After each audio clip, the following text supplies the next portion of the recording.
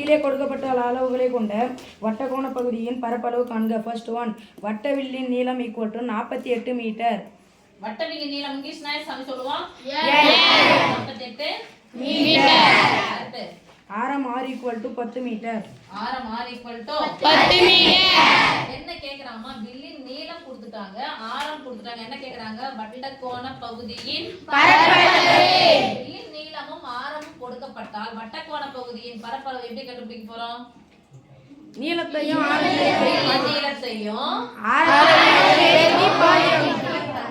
வில்லின் நீளத்தையும் ஆரத்தையும் பெருக்கி வட்டக்கோண பகுதியின் பரப்பளவு.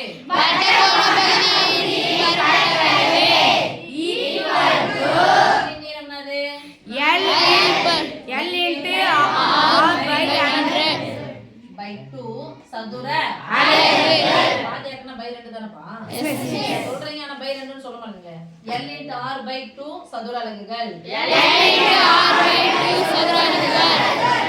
சொல்லுங்க. L னுடைய மதிப்பு எவ்வளவு? 48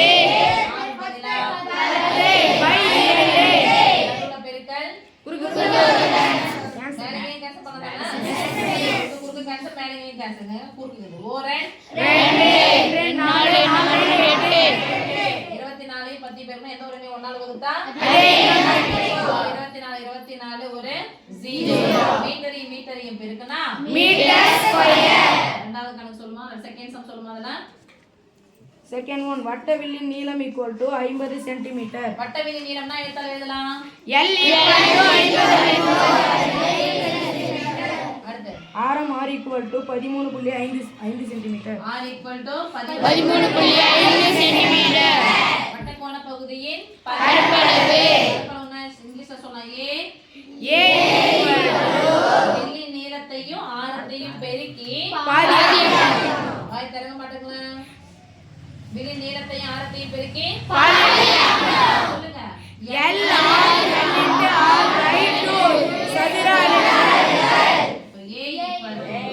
மதிப்பு 50 × 13.5 கொண்டு போட்டுக்கலாமா? ஒரு 0 இருக்கனால பெருக்கிட்டு பாதி ஆக்கலாம்.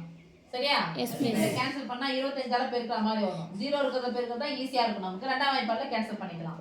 5 25 5 மீதி 2 ஐமோன்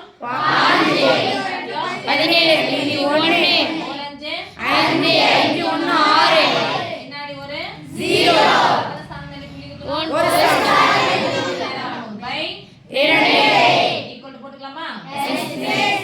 A ஈக்குவல் டு 475 பாதியா பிரிக்க போறோம். 1 2 3 2 6 3 2 6 6